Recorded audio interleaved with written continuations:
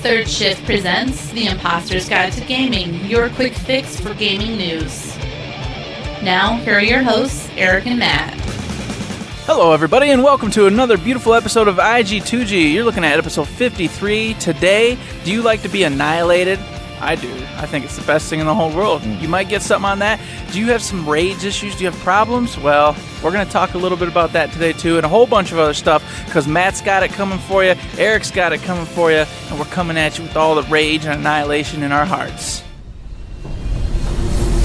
Number 5. So first up on the releases this week, it's a game that it's so near and dear to my heart that you guys are probably sick of hearing me talk about it. It's my 2018 Game of the Year, and it came out on a new platform on the 9th of May for PC, developed by Ryuga Gotoku Studio. You know what I'm talking about. Published by Sega. You know what I'm talking about. It's Yakuza Kiwami 2. If you haven't played Yakuza Kiwami 2 before, get it on your PC right now. I will still say this is probably the second best Yakuza game I've ever played. Yakuza 0 I still think is the bigger and better bang for your buck, but Yakuza Kiwami 2 is awesome. You will have so much fun with it. You've heard all the fun that I've had with it. I mean, if you like crime stories, this is it. If you like brawlers, this is it. If you like minigames, this is it. If you like just silly stuff, if you like a character that doesn't take himself too seriously, that's Kiryu. He's put in all these goofy situations, but he's also a total badass when it comes to the story segments. So this game has it all. I mean, more people should play it. More people will play it because now it's on PC. Yakuza Kiwami 2, you know I had to talk about it at least one more time on this show. Number 4. First up for me today, we have a very special title, one that both myself and Mr. Matt will be playing over on Twitch. So if you'd like to see some of that, you should probably head on over there whenever we're live.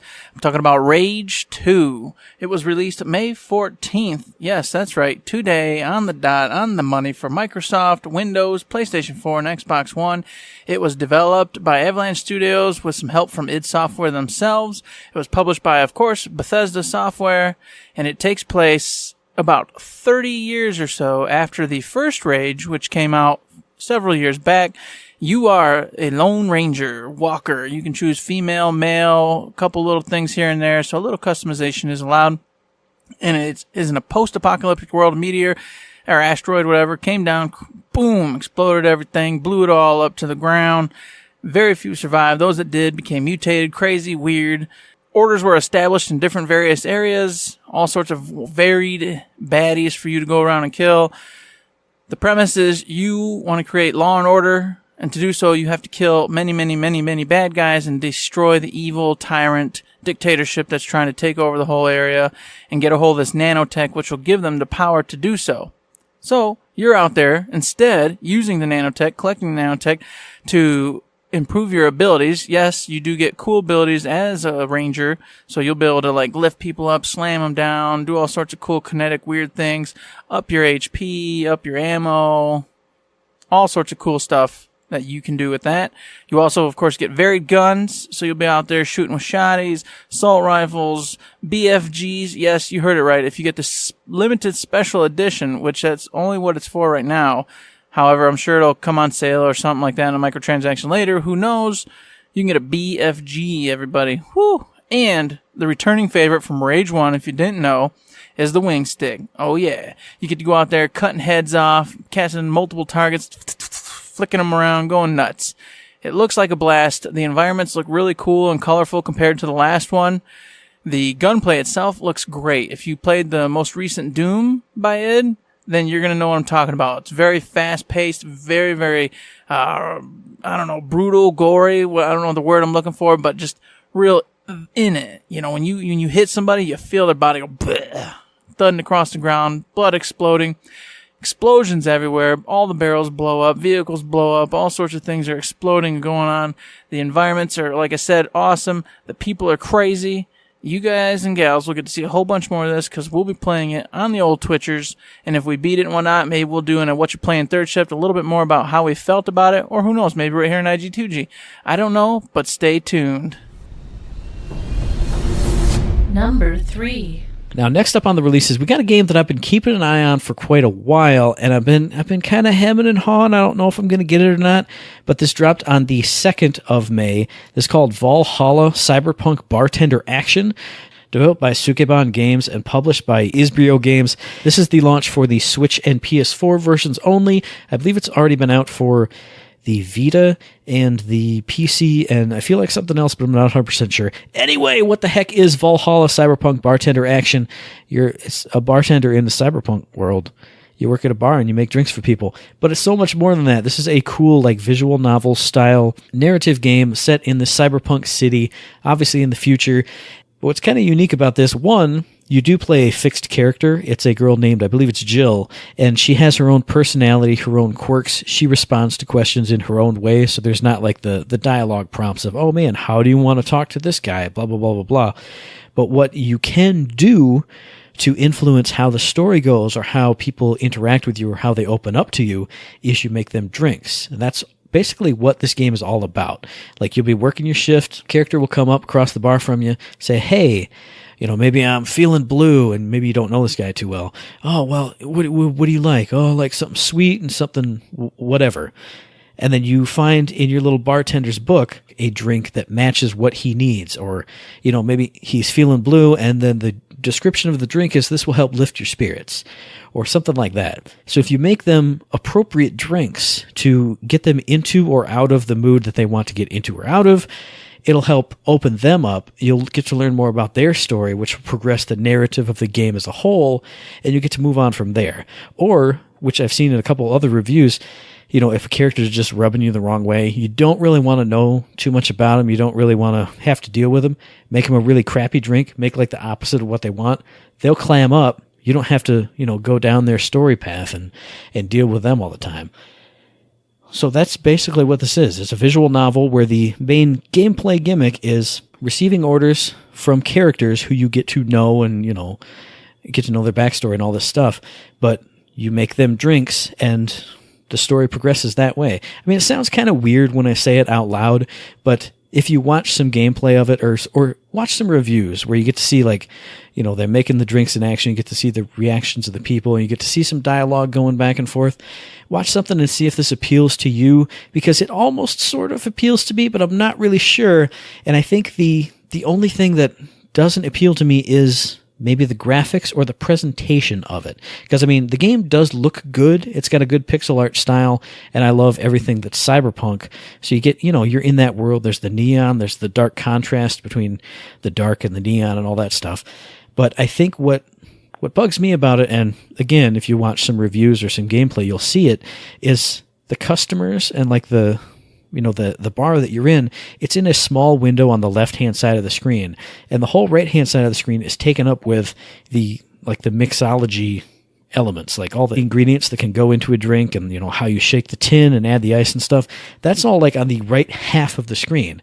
So when you're interacting with someone, it's all on just one side of the screen. It's the picture of them, their dialogue box, the background. But then when you open up like your bartender's book to look at the drinks, that goes completely over the person and your dialogue box and stuff. So I think that's probably what kind of turns me off about it, because the graphics are good, but the presentation is kind of strange. And the predominant color in all the windows, it's black. It's got the neon outlines around things and all the text's in white, so it's really easy to read, but it just doesn't please my eye the way something like, say, The Last Night, or there is some other, I can't remember what it's called. There is some other cyberpunk game that takes place in a bar, but I think it's more dialogue choice based. Anyway, whatever, but you see the whole bar. That's like your whole screen is just a scene of the bar. So with it being cramped to the side, maybe that's why this doesn't speak to me so much, but graphics are good. Art style looks cool. Like the characters look stylish and funky, like cyberpunk, like good cyberpunk stuff does. I've heard the music is awesome. Another cool thing that you can do if you love that music, obviously the music will come and go as the storyline progresses. Appropriate moments will have appropriate music, but if you're playing through it like a second time, or you kind of know what's going on, you can arrange your own playlist for each night that you're working in the bar. So if you want to just, I'm feeling really blue myself as a player, I'm going to put on some happy music or some sad music, whatever strikes your fancy. You can make the game sound and feel like you want it to sound and feel. So you can do all that in the bar. What about outside of the bar? Well, of course, Jill does go home. She's at her apartment, which I think you can buy items and decorate it, and kind of, some of the reviews almost made it sound like you manage her stats. Like, to keep her happy, you put new posters on the wall and stuff. So I don't know if she has her own, Sim-style action bars. I haven't seen anything like that, but I wouldn't be surprised if it's under the hood somewhere. And that's also where, she's playing on her phone. She's reading the news. She's finding out what's going on in the city, in the world at large, that is affecting all the patrons in her bar that she has to deal with. So maybe if you don't read that news story, you can't talk to them about the oppression of the cyberpunks. I don't know, stuff like that. So if this does sound appealing to you, if you like visual novels and you like cyberpunk stuff, maybe this is probably going to be right up your alley. Like I said, watch some reviews, watch some videos, watch some gameplay, see if the presentation is what you would like, because this sounds awesome. So half of me is like, yeah, I should go download it right now after this podcast. But the other half's like, there's so many other cyberpunk games that are so much more colorful and bright and appealing to the eye. So I don't know. Take a look, take a gander, see if Valhalla Cyberpunk Bartender Action is for you. Number 2. My second choice for the day for everybody to learn about is the Nintendo Labo Toy-Con 04 VR Kit for the Nintendo Switch. It was released May 12th, 2019. Of course, it is for the Nintendo Switch because it is a cardboard cutout little hole patch-roo job that you build and construct yourself or with your kids, family, friends, whatever you want to do, into this really cool headset. And of course, there's more to it, and I'll explain in a minute. But you stick your Switch inside with the handle sticking out, and you stick it up to your face, and they've got a whole bunch of different cool little mini games for you to play and experience and check out with this simulated VR up to your head. So, what I think is really cool about it is, like I said, there's a whole bunch of cool little games that they've already built for you.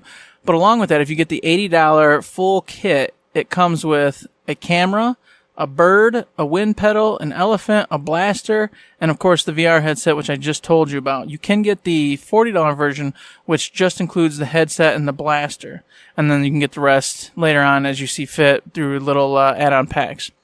But if you buy the full one, like I said, you get the headset and you get all these other things.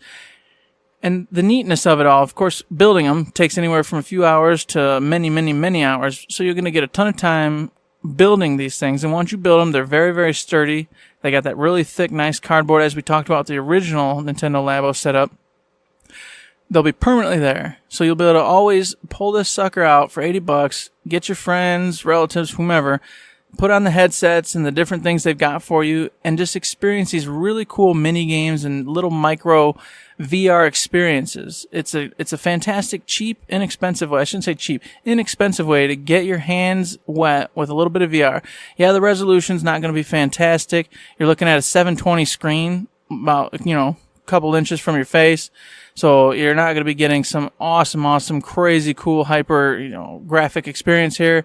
So, of course, you're not seeing like true VR in a sense. All you're seeing is the glasses or these special lenses that kind of change the image to wrap around and make you feel like you're immersed. It's an inexpensive way to get into VR and really check it out. And, of course, since Nintendo made it, you know that these little games and gimmicks that they've got for you with these different Labo pieces that you set up together are going to be really cool, really neat, and really fun, especially for the younger ones.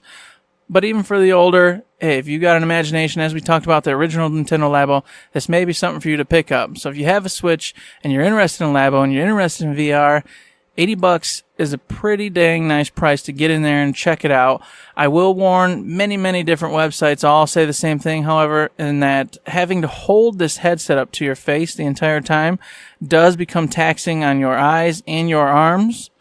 But as the Nintendo Labo VR thing will tell you itself, it wants you to take a lot of breaks, doesn't want you immersed in this for a long period of time. So maybe that's a good thing because it allows you to, take it off, take a break, go do something else and come back later. I don't know. That's up to you. But I just wanted to say, since like every review I read out there says the exact same thing, I might as well mention too. But it looks neat. It looks cool. I really like the Labo and what they're doing with it. I would like to get it when my daughter's going to get a little bit older, a little more into that kind of thing. Until then, though, if this is up your alley, check it out. Number 1. And last but not least on the releases this week, this is another game that I've been keeping an eye on for quite a while, but for a really strange reason. Because in the indie game developers topic on Twitter that just kind of scrolled through my feed because I like all the stuff from Devolver and Chucklefish and all that stuff. But I've been watching some pixel art and some GIFs of this game from the creator of it. He'll post up, hey, I got a new car animation. I got a new this or that animation. I show a little GIF of it and I go, man, that looks really cool. What's that game? It's Shakedown Hawaii. This came out on the 7th of May, developed and published by VBlank Entertainment for PC, PS4, Switch, and Vita. Oh my god, Vita's still alive. Who even knew? But this is basically the sequel to Retro City Rampage. If anybody knows Retro City Rampage, it was an 8-bit Grand Theft Auto inspired game. Now, I know everybody went nuts about it back in the day. I never played it, so I don't know if this is the same type of deal or not. This is basically the 16-bit version of that. But what I didn't know when I was looking at the screenshots and GIFs and all this stuff is this is a pretty funny game. This is a very satirical game. In this game, you basically take on the role of an old school CEO of one of these old school companies that's trying to find its place in the modern world because he's lost all this market share because, his cab companies are losing money because Uber's now a thing. And he's just this old guy who's trying to adapt to a millennial world. But what's really cool about it is just the satirical nature of it.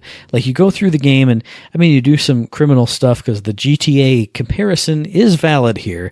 But it kind of leans more into the property acquisition and property management things of stuff like, what was it, GTA Vice City Stories. I think Saints Row, a couple of the Saints Row had these, aspects where you could buy the store, you could improve it, or in this case, buy a building, make some improvements and upgrades to it, and then it will generate money for you that you earn to buy more buildings and do all this other stuff. Now, what you also do in this game is you run around with, you can run around with weapons and steal cars and do all the other GTA stuff. But what makes it unique, like I've said, is this satirical, goofy storyline. And I didn't watch too many story beats because I didn't want to spoil it for myself because I'm sure I'm going to pick this up pretty soon, or if not, at least somewhere down the line. But there was one bit I saw where he was trying to remarket his failing pop brand or soda brand, if you're some kind of weird person that says soda, as a gamer fuel energy drink. So the scene that I watched was he was putting together the commercial for gamer fuel with this cool rapper, and you played as the rapper, and they hand him the controller and it's shooting it through the camera lens, and the command at the top is just mash buttons while he's trying to look cool like he's playing this game and take a swig of the drink and oh man, shout out random stuff. And then it cuts immediately to the YouTube reaction videos and and freaking big headline articles on websites saying how, what a crappy marketing campaign this is. And then your old dumpy CEO is like, oh, what the hell do we have to do now? I'll rebrand everything again, redo it. So if you want some 16-bit GTA action, something that feels kind of like that, but you don't want that really dark tone, this is going to be the game for you. This is going to be the game for me. Watching more videos of it, he's mowing down people with a car, but there's no blood, there's no bodies everywhere. People I think when you kill people, they kind of explode in a little flash and they're gone. Kind of the old 16-bit era.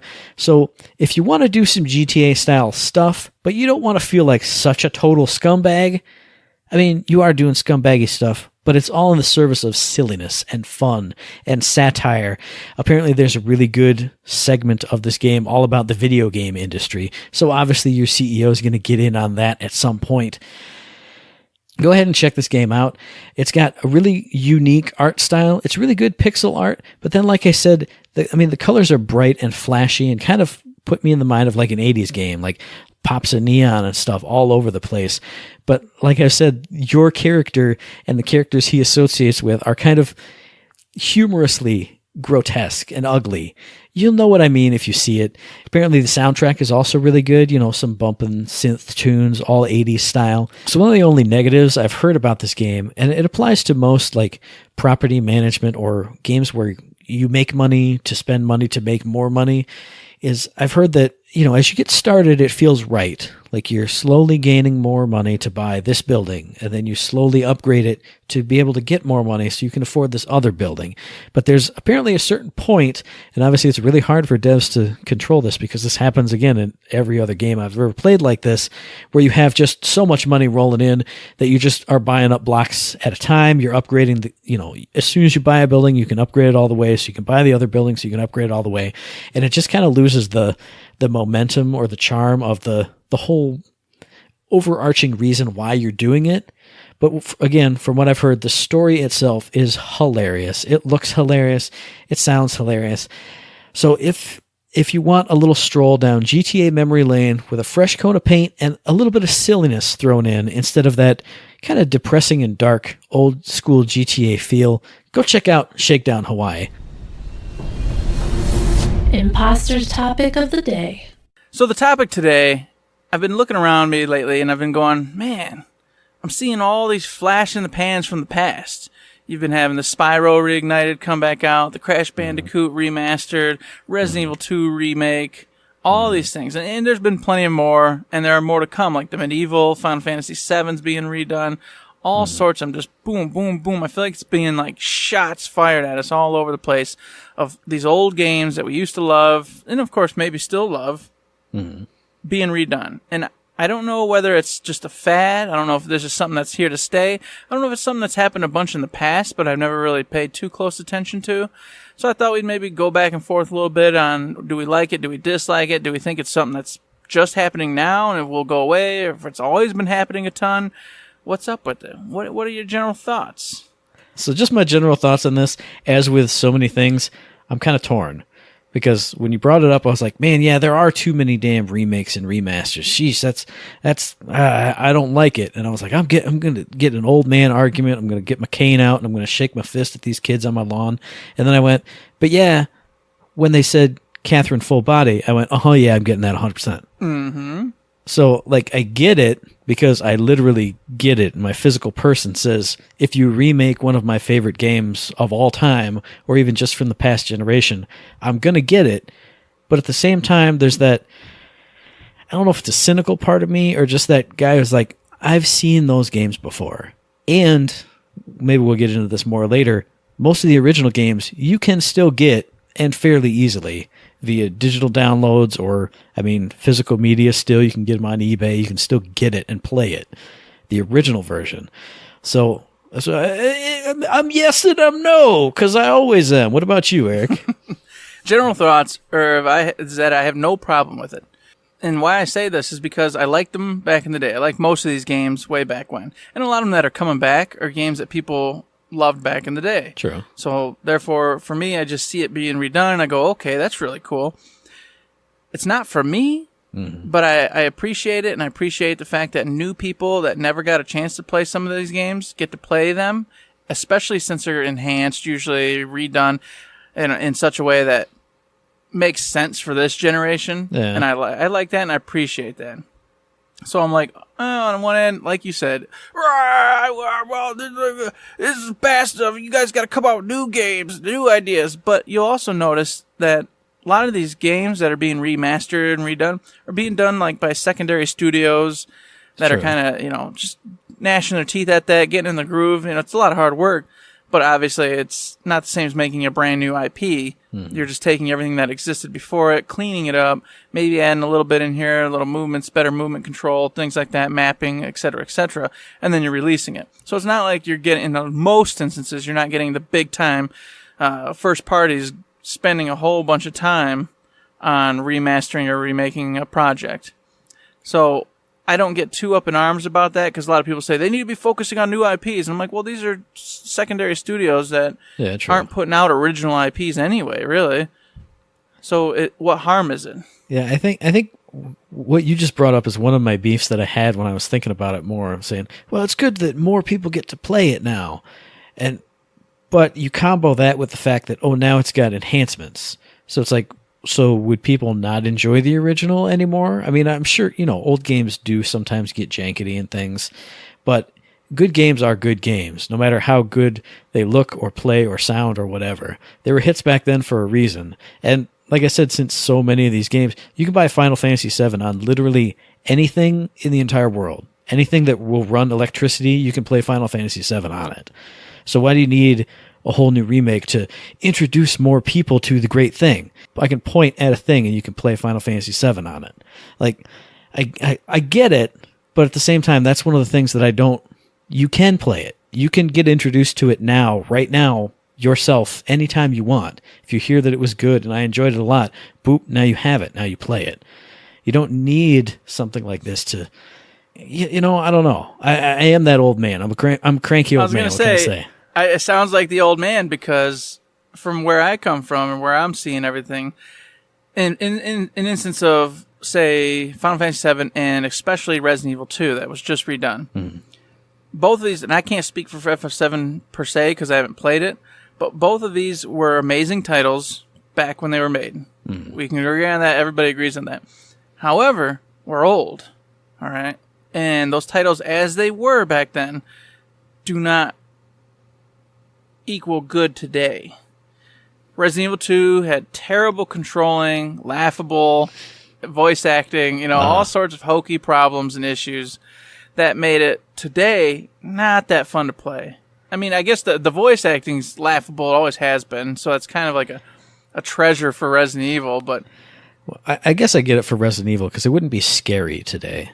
So that one's a mood overall thing. I think something like Final Fantasy, which is the one I really latched onto, obviously, the music's still going to be there. The story is still going to be there. The characters are still going to be there. When I listen to that old music, it hits those notes for me. Yep. And you just said the key word, Matt. When I listen to that old music. No, see, that's music. Days, Matt, you're an old man, and that was old music. Kids it's true don't that care I'm about an old 8-bit music anymore. But kids don't like that. We're talking about Final Fantasy VII music. It wasn't that bad. It still has those. That bad. Well, then again, here's a question for that. If you have orchestral sounding music like that, are you going to re-record it all and make it sound different now? Because I think that's... Yes, it is being re-recorded. I'm going full old man. I don't like that. No way. Here it is. I knew I could get it out of you. I knew I could get it out of you. Yes, like this particular remake, I believe it's all reorchestrated. They've even got like some hybrid beats going in there from the tunes and stuff going on. So and then of course the graphics are completely redone. I don't know what the story, but you've seen the trailer. Everybody's seen the trailer by now. If you haven't, go check it out. Mm. I personally like it, and I think it's awesome because, like I said, we're old people, and the younger generations don't want to go back and play some 32-bit game or 16-bit game or 8-bit game just because we say it was an awesome game. Maybe if they get really into it, they'll want to go back and explore its origins or where it came from and enjoy it from that perspective. Yeah. But realistically, are you going to go back? If someone told you an awesome PS2 game right now, would you go back and play it? Possibly. Likelihood is no. I'm an old man gamer, though. I love that shit. But even so, there's so many good games coming out nowadays. You already have a backlog a mile long. Mm. The chances of you realistically going back and doing it are small. And you grew up with those games and been through it. Now, some younger individual who grew up PlayStation 3 up, even PlayStation 2 up, you go, go play this 16-bit game from the original PlayStation, Super Nintendo, whatever era. Yeah, cool. It's not going to happen. Yeah. That game dies. It's over. Once me and you, our little eyes wither and turn white and we can't see anymore and our tongues fall out, the game's over, Matt. No one will ever remember it. No one will ever know it. That's true. By being carried forward into the future and redone so that it has the graphics, has the music, has the voice acting, has all the things that are common in good games nowadays. And the controls, that's the most important part for me, really. They can play it, and they, too, can appreciate how awesome the story was, how ridiculous and fun it was to play. Now, okay, you're starting to win me back around a little bit, because I think what you said really sparked something in my brain, making it look good. I think, how can I do this without going into a big example? Final Fantasy VI. Loved it, loved the original, played the crap out of it. It's been remade like 2 or 3 or 4 or 5 times on the different systems. But like the latest one, like for iPhone and then got ported to PC was the iPhone version. It has like no soul. Like the graphics and everything are, it's too much to go into, but like the menu system is all just plain and generic and dopey looking. So I feel like remakes or remasters from a team that loves it and can put a good, like a uniform style to it. Like, we're going through this graphics engine, so we're going to take that and apply it to all this. Give it some love, give it some shine, give it some polish. Then I'm totally okay with some teenager playing Final Fantasy VI Remake on his phone, as long as it just doesn't look like garbage like that one does. Mm-hmm. I feel you. It's entirely possible to screw these things up, and obviously nobody. If you do that, you ruined it. Because I see where you're coming from. Taking a great title from the past, something we cherish and go on about as old men and women do. Mm-hmm. That was a good game. That was the best game. Better than these games these days. And then they remake it. But the company that does it gets the controls wrong, gets the colorations wrong, gets the scheming. Just doesn't do it right. Right. Doesn't do it with the passion. And all of a sudden, you're like, yeah, there it is. And they go play it, and it's hot garbage. Yeah. And now they look at you and go, you're an idiot. Your opinion sucks. You're a moron. You go, no, that's not the game. It isn't what it was. And they go, okay, rose-tinted glasses. Oh, you thought you played a great game. You're just an idiot, and you were a kid. Right, and you thought it was good. And you're like, no, that's not it at all. And then you're sad, and no one cares about what you say anymore, so you go drink liquor and die in a corner. I get it. Yeah. Naturally. I understand. I'm cool with remakes of things that I love and done by teams that love the original. So they can make it, they can put their soul into it or bring the soul out of it. You know what I'm saying? When I see stuff that's just like, oh, look, now it's on this device and we made it look like it feels like it didn't have any love put into it. That's my big problem. And also when you remake something that's like grab. Yeah. And also if you remake something that's like from PS3 era right now, like you did it already. I don't know. Yeah, and it's close enough to being fresh and new. Then why bother? I feel like you're just once again, like we just said, trying to cash in. This item hot. This particular type of game is hot. Let's try to just shine it up, polish something up real quick, and bring it out for the masses and see if they like it. But I will say, the current scope of these games, like Spyro, the Medieval that's being redone, which some people are hating on. I don't know. I think it's cool. I appreciate it. I used to play that one a long time ago. Nice. So I have a little soft spot for it. So I'm interested in that one, looking forward to it. The Final Fantasy VII Remake, that one looks amazing. And even the touch-ups that they've been doing with like FF12 and re-releasing those. Oh, yeah. The ones where they're just kind of sprucing things up, touching it up, and re-releasing. I always get the remastered remakes, those mixed up on which one's the one where they actually go in and add all new systems and things, which one they just clean up and make pretty. I don't remember. I get it confused. And that's like a whole war on Twitter now. People are like, oh man, I really like this remaster. Oh, it's not a remaster, it's a remake, it's just a right? remake. Well, but I don't know. I don't know either. You got to figure out which one constitutes what. I think every time I think I have it down, my head goes flip, and then I don't remember which one's supposed to be which anymore. Either way, I don't mind either of them. As you guys have gathered by now, I think it's good for the system, good for the world if these games carry forward, as long as, like you said, it's done by teams that are passionate about that game, that loved it. Like the Sonic, the one they redid with the Sonic the Hedgehog, got raving reviews. Everyone loved it. Said it was even better than Sega's own Sonic. Well, still, that's not a remaster or a remake. That's a fan-made game, basically. Yeah, reimagining. There you go.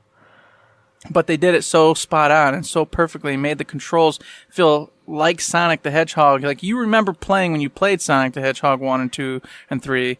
They did that. So if they did remake or remaster old ones, that team would do it right. Would do it right, exactly.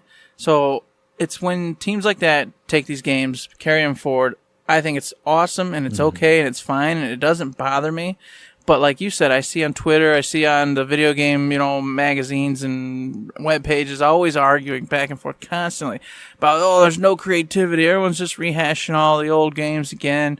And then that's where it brings me to the last little part was, has this happened before? Has this always been going on and we just don't pay attention? And then when it comes up, everyone gets in a kerfuffle for a while and then it dies down again? Well, see, I know I've had this conversation, not with you, but with friends online when the Game Boy Advance came out. And they went, oh man, we could put Super Metroid on it. We could put, oh look, NES Classics. Now they're here on the Game Boy Advance. Here's Super Nintendo Classics. Now they're here on the Game Boy Advance. All the Mario Advance games. This was that.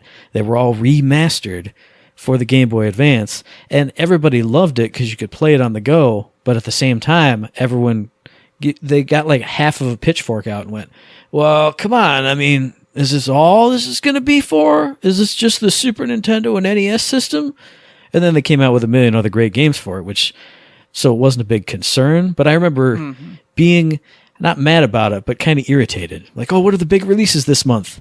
Donkey Kong Country 1, 2, and 3, all separate games for $30. Oh, okay. Well, what about next month? Metroid this, Metroid that, Link to the Past, all the re-releases.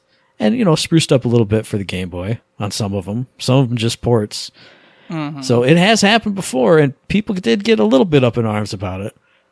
Yeah, I agree. I feel like I've had this conversation throughout the years several times with old buddies, like you said, before I met you, so like Shay and other guys and stuff, when they do this and they would port over a bunch of games from the last gen or the 2 gens before it, or just come out with, it's a classic example too is like Mortal Kombats and Street Fighters and the Maddens, and you see these games and they keep. It's like rolling a ball down the hill. It just keeps gathering more and more. I feel like the years go by and you get more of these titles that are just regurgitating themselves over and over with bigger graphics, prettier graphics.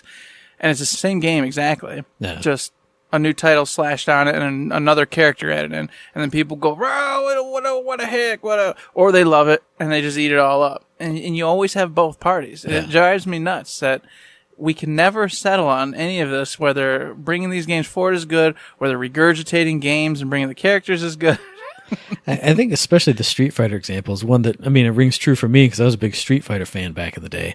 I would always hear people going, oh, geez, another Street Fighter. Why aren't they just going to do Street Fighter 3? But if you know the games inside and out, you do appreciate those little incremental improvements every time. And, hey, I used to play sports games all the time, so I'm going to say Madden, that's different because they redo the systems every year and they break this system one year, so then they fix it the next year and break this other one the next year. So it's always different, but I 100% get what you're saying because I've been on both sides of that fence, just as I always am.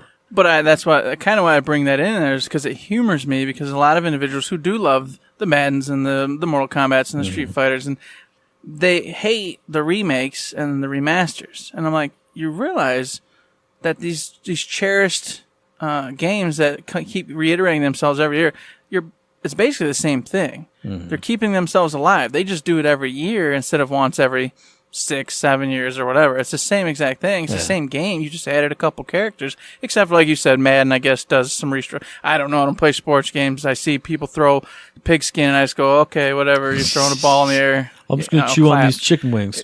Yeah, exactly. I'll chew on chicken wings and say I hate everybody ever, and then make everyone mad, and then watch them go nuts. That's what I get out of it. But to wrap it all up and bring it together, I wanted to say this. I feel that we should love doing this. We should keep making these games that are cherished. And I wouldn't say go back and revisit every last one of them and bring it forward. There's no need for that. But some of these awesome, great games, the best of the best, especially like, take an example for like the PlayStation bestsellers. The ones they put on their greatest hits, that kind of stuff.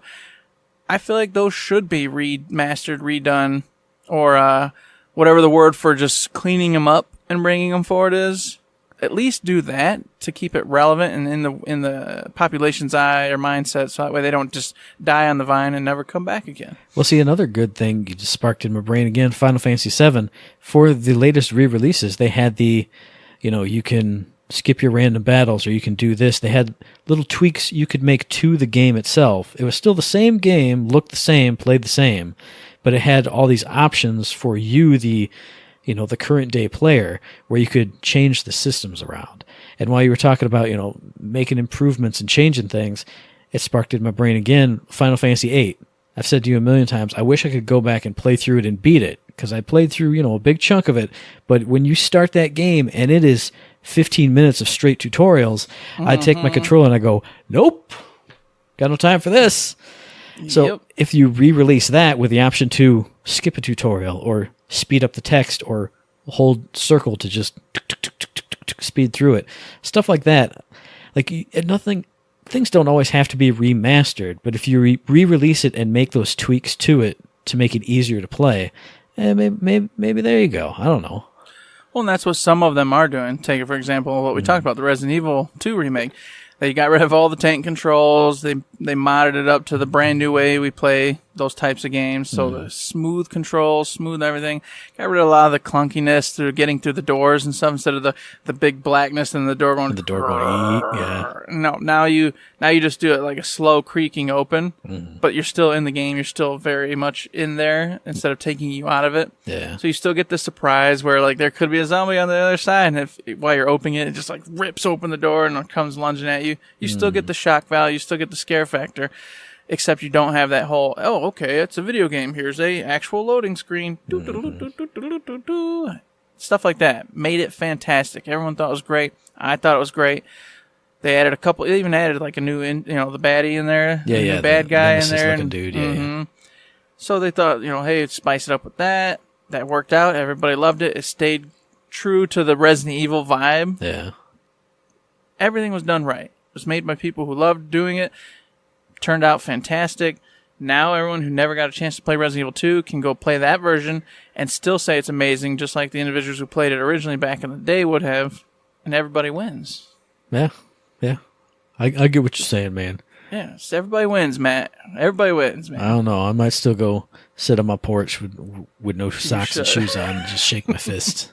Shake your fist at the sky. Go play the original versions or die. Plug in my old dusty PS2, PS1 and PS2. I would totally do it. I would if I wanted to. I just don't need to because I remember how good it was. I don't need to replay it again. Exactly. But yes. you should go to the local store with the pre-game shop and buy $100. Get a video game system of the past. Buy $100 game of the past. Buy a controller or two and the cords probably, and then come home and plug it in and play. Now, see, I will say the beauty of the world we live in is just download an emulator and just play those games. I'm not advocating piracy. What I'm saying, you should just do it because you can do it for free. Well, you know what? Now we've been shut down. Shut down, yep. Internet police. Woo. I'm not condoning any of that. Third Shift proper does not condone what Matt does in his spare time. He is not affiliated with Third Shift in his spare time. Oh, goodbye, everybody. It's been nice being on these podcasts. God bless. But hey, what do you guys all think out there? Are you cool with all these games being redone, remastered, remade, reimagined, whatever it be? Or do you wish they would stay in the past where they were and everyone focused on making new IPs, original stuff, or of course carrying on these, Madden frickin' 27s and Mortal Kombat 11s and whatever? How do you feel? I want to know. Because it's an interesting topic, and I don't have too many people I can talk to at work about it. So I'm talking to you. And before we get too into that topic, let's wrap it up. Imposters Wrap Up.